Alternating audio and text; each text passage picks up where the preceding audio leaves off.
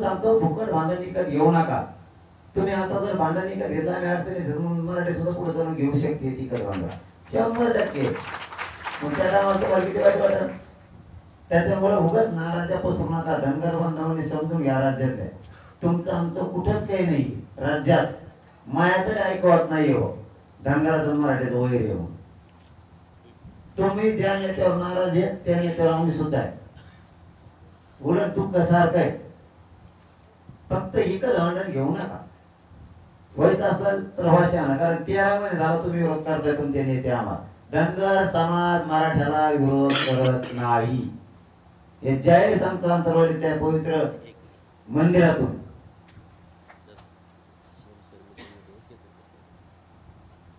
कोणीतरी ते जाधव आहे BSI मनोज जरांगे बोलतोय.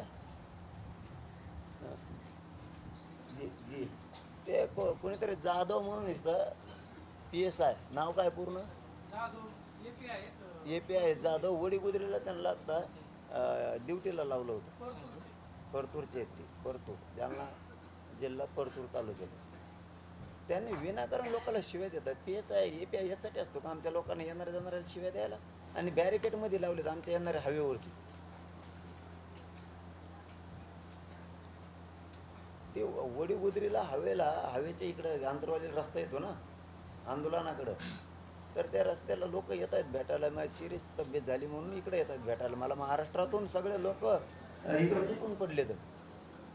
इकडं सगळं राज्यातले लोक आहेत. आज गर्दी इथं नाही म्हणलं तर 50-60 हजार लोक आहेत आत्ता आंतरवालीत. मग ते लोक मला भेटायला येत आहेत, भेटून जात आहेत. तब्येत सिरियस झाली, माझं तोंड चिटकत, माझी जीभ चिटकली होती मोगाशी, तरी ते लोक भेटायला येतात. आणि तो कोणतरी PI जातीवाद करतोय. तिथं रोडला उभा राहिला, आडे बॅरिकेड लावले आणि गाड्या अडवायला लागल्या लोकांच्या भेटायला यायच्या. शिवाय देतोय मराठ्याच्या लोकांना. त्याला निलंबित करून टाकायला लगेच. नाही मी तिथं जाईन बरं का साहेब ते गेटवर. कारण मी उपोषणातून तिकडे जाईन. मी तुमच्या शब्दाला किंमत देतोय. तुमचा शब्द कधी खाली पडून देत नाही. त्याला निलंबित करून टाका लगेच. कायमचं त्याला ठेवू नका. निलंबित नाही, त्याला सस्पेंडच करा, ठेवू नका असले. जी बॅरिकेड काढले.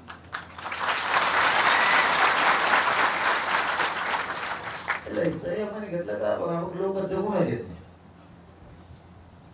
थोडं नाका तेव्हा आपली जबाबदारी मोठी आहे. राज्यात काही करीन म्हणून मी गप्प बसतो.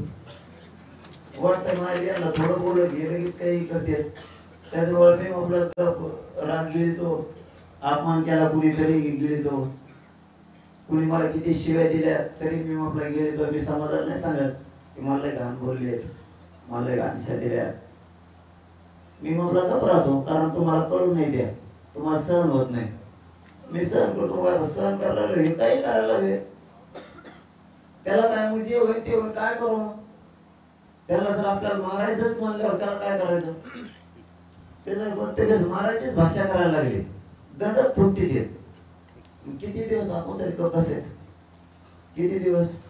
ते कोण जाधव ना त्याला सोडित नाही. तुम्ही काळजी नका. ते कोण जाधव ना तेव्हा आता जरी सुटला तेव्हा आता जरी हुकला जातीवाद आठवत असला त्याला सत्ता येणारच आपली. मग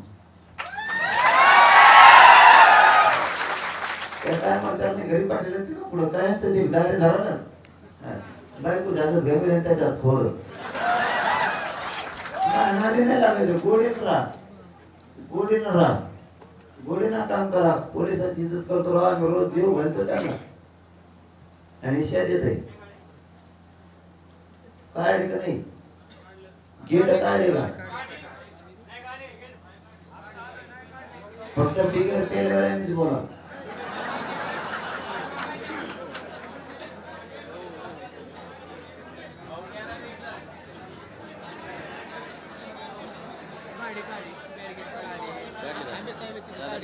गेट काढले का मला सांगा. फोन करा ना.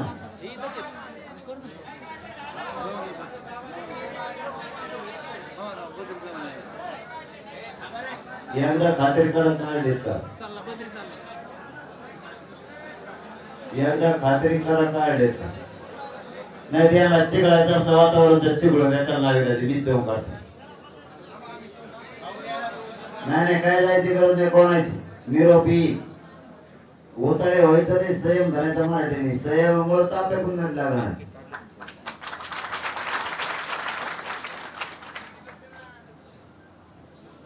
पण तिकडून निरोप घ्या ना, तिकडून निरोप घ्या, कोणाकडून काढले त्यांना चिरायचं असलं वातावरण चिपळून.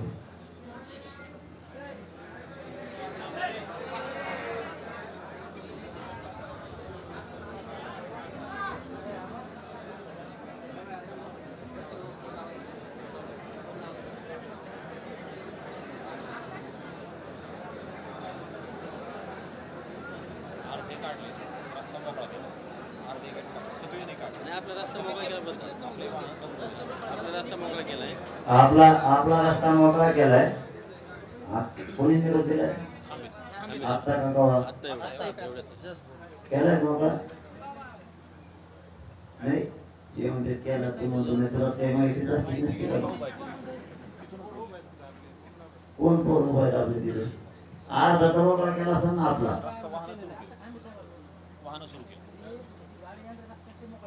आपला अर्धा जरी मोकळा केला तरी मान्य आहे आपल्याला. आपल्याला येण्यापुरतं आपल्या इथे आपली गाडी रोखता कामा नाही. इकडून इकडून ते ठेवतात, इकडून इकडून ठेवतात मध्ये रस्ता.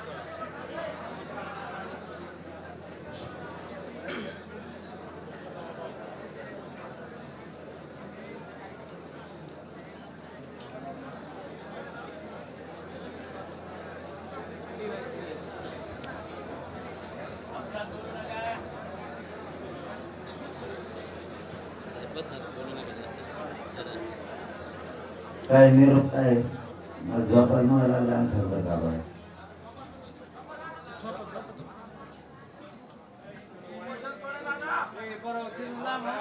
आता यांचे जिरीच तर उपोषण सुटत नसते. यांचं जिरी नरशिवणी आता त्याशिवाय उपोषण सुटत नाही. आता पुऱ्या मागण्या मंजूर आहे, त्याची हटायच नाही तुम्ही सुद्धा. आता मी सोडा फेडा काही नाही. त्यांचे तरी टेकून येत, आपलं तरी टेकून घेऊ आपण. मावल्या काय व्हायचं, पाणी नाही काहीच नाही, त्यांनाच पाजलं जातं पाणी. आता काय नाटकच नाही करायचं तुम्ही बी मी बी. जे होईल जे होईल. आता त्यांचे जिरवायचे नाहीत, आपली जिरून घ्यायची. मी शब्द दिलेला आहे, मी राजकीय भाषा बोलणार नाही, बोललो नाही. देवेंद्र फडणवीस वेगळ्या शब्दात चुकीलं नाही. आता आरक्षण द्यायचं देवेंद्र फडणवीस नाही. सगळ्या मागण्या पूर्ण करायचे देवेंद्र फडणवीस. मी सीट उभा कराबद्दल बोललो नाही.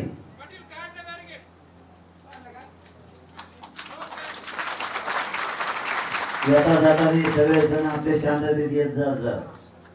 रागराग करायचा नाही. त्यांनी जाणून बुजून जरी घोषणा दिल्या तरी आपण आपला एक लहान भाऊ म्हणून सोडून देऊन पुढे चालायचं. जवळ लढ्या येते सहन होता तोवर करू. आपले येत जात जात जा. त्याला डांबरीवर बसून द्या, नाही तर केळाच्या गाड्यावर बसून द्या. काय अरे एवढ्या मोठी जाती मराठीची विरोध करून काय मोठे पण वाटत असं त्याला, काय मोठे पण मिळत असं त्याला. घरच्या चार धनगरातले बंधावे बिचारे सुद्धा चांगला म्हणा, मराठीचे चार चांगले म्हणा. ते म्हणजे हे फक्त विरोध करायला जर मला धनगराला कळतं ना राहू, ते का हुशार नाही तर काय, त्यांनाही कळतंय. याचे माजूरपणा मगरूरपणा चांगला नाही. आणि पोलिसांनी त्यांचं ऐकून आमच्यावर दाब टाकायला एवढे गेलेले आम्ही. जी बॅरिकेड काढली काढली त्याने सागर पोती आहे का मग आपण बोलायला लागलोय म्हणून सांगतो तुम्हाला. आपण राजकीय एक शब्द बोलणार नाही. ते म्हणतात मी राजकीय भाषा बोलतोय. राजकीय भाषा बोलायची मी 7 दिवस झाले बंद केली. 7वा दिवस आज राजकीय भाषा बोलत नाही. उमेदवार उभा करायचे म्हणत नाही, पाडायचे सुद्धा म्हणत नाही, तीनही गोष्टी म्हणत नाही. परत आपली भी चळवळ जे राजकीय तीही करायची नाही म्हणतोय.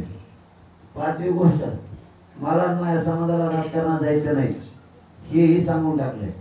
पण आता संधी दिली ना, तुम्ही म्हणता मी राजकीय भाषा बोलतो, आता बंद केलं. आता जबाबदारी कोणाची? देवेंद्र फडणवीसची. आरक्षण देण्याची जबाबदारी आता देवेंद्र फडणवीस साहेबांची. आता मी आरक्षण देऊ शकत नाही असं म्हणायचं नाही.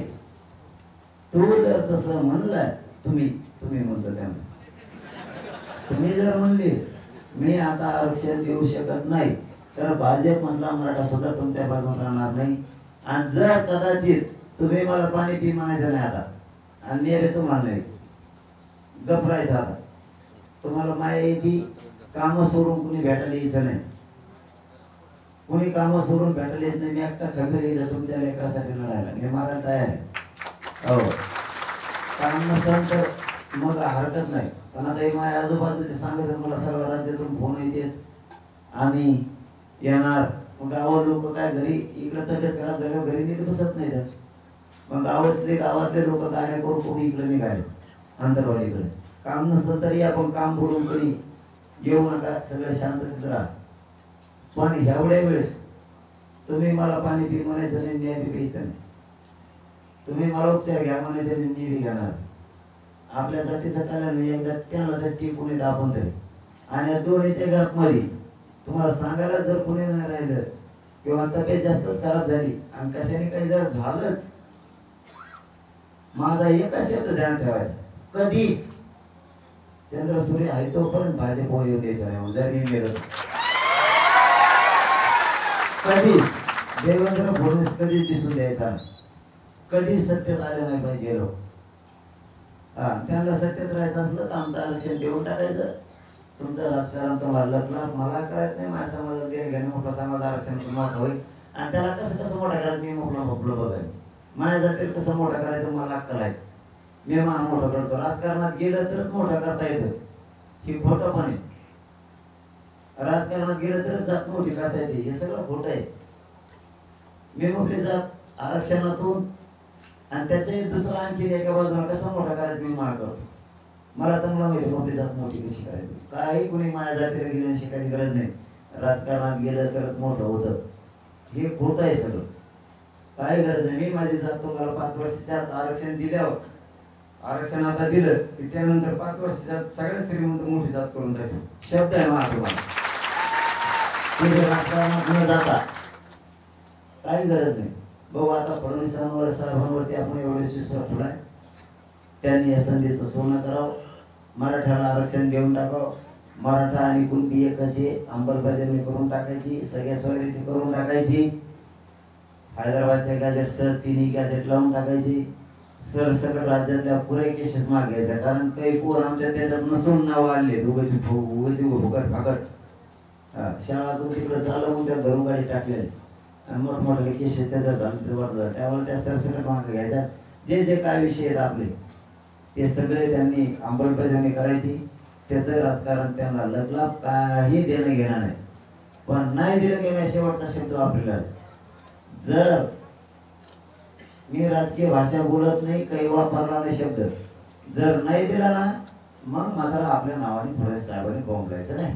कस काय पडले आणि काय झालं मग पुरे एक बिनसमध्ये येत मग नाही दिल्यावर. त्यामुळे त्यांनी त्यांचं शानपण समजून घ्यावं आणि त्यांनी रस्ता मोकळा केला. हा त्याला नाही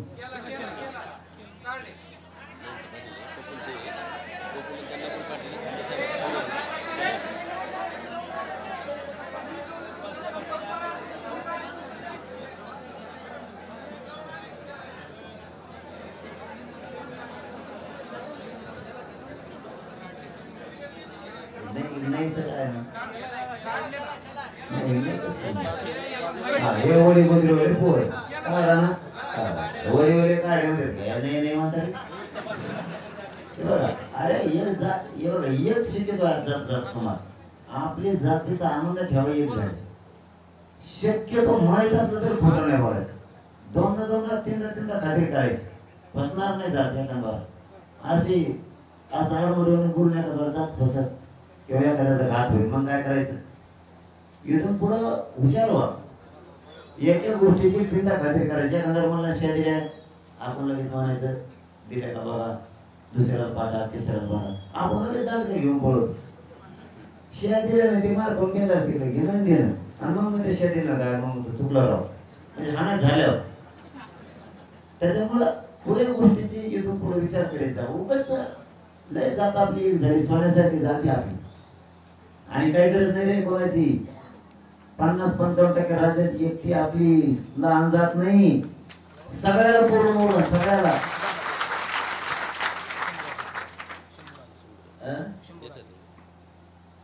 फारच आहे. जय शिवराज, जय शिवराज.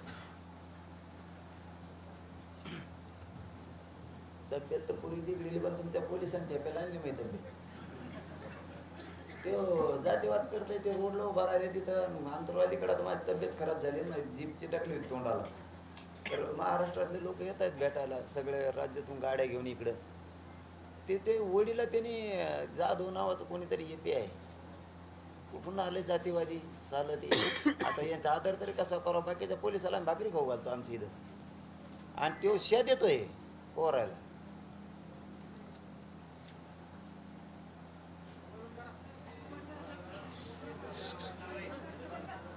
हे आता मी काय हे बघा, मी आपलं गप्प पडलेलो आहे, शांततेचं आंदोलन करतोय. ते छगन भुजबळ आणि देवेंद्र फडणवीस आमच्या पुढे त्या गोडी आंदोलनानं उभा केलं, आणि त्याला होतं टंगळ मंगळ लावली त्यांनी. आम्ही संयमाने ऐकून घेतो, म्हणजे काय काही काय ऐकायचं का आता.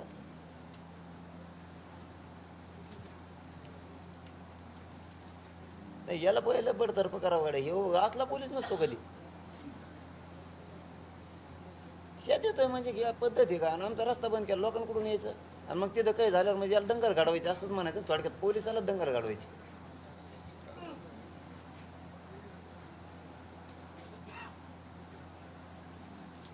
आता फडणवीस साहेबाला संधी दिली यावेळेस, तुम्ही सगळेजण त्यांना समजून सांगा, आमचं आरक्षण देऊन टाका बाबा म्हणा.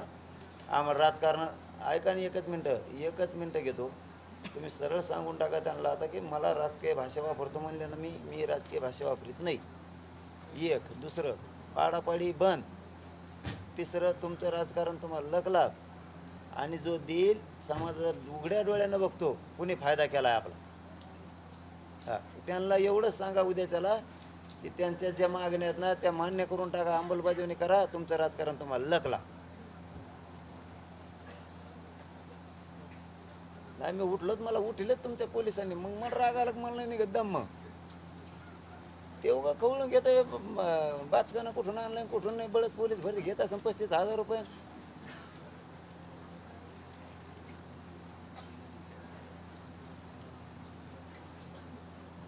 आपो कधी शब्द खाली टाकला का, एवढंच सांगा मला. मग एवढ्या वेळेस कमवून नाही ऐकत तर फडणवीस साहेबांना उद्या सांगा, त्यांना म्हणा अंमलबजावणी कर, राजकारण लकलाभ.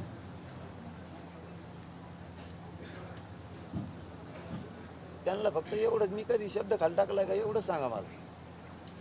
म्हणून आता मी आता काय ऐकत नाही आहे. त्यांना म्हणा फडणवीस साहेबाला तू पटकन अंमलबजावणी कर बाबा म्हणा, आणि हे सोयीस्कर होऊन दे सगळं.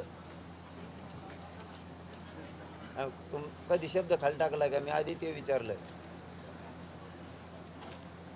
नाही. आता त्यांना फक्त तेवढं उद्याचा निरोप मला येऊ द्या. नाही मग सकाळचा निरोप येऊ द्या माझ्याकडे. तुमचा कधी शब्द खाली टाकला का आम्ही,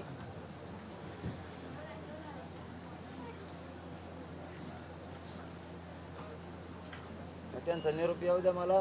तुमच्या शब्दाला कधीच आपण डाग लावलेला नाही.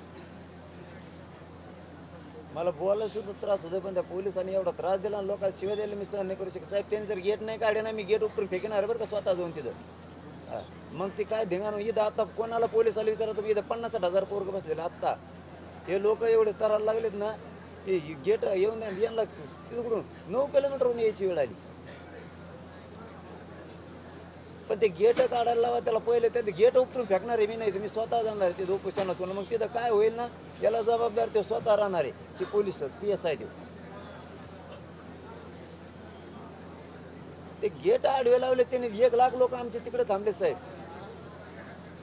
ते लोक रडायला लागले मला भेटायला यासाठी. साहेब, मी तळतळ समजून घ्या, तुम्हाला कधीच बोलत नाही मी, कधीच. आम्ही तुमचा शब्द कधीच खाली टाकीत नाही.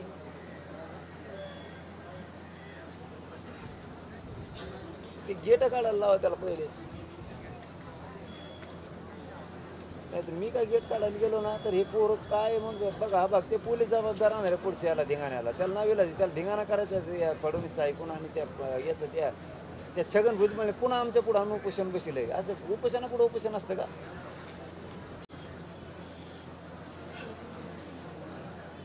ठीक.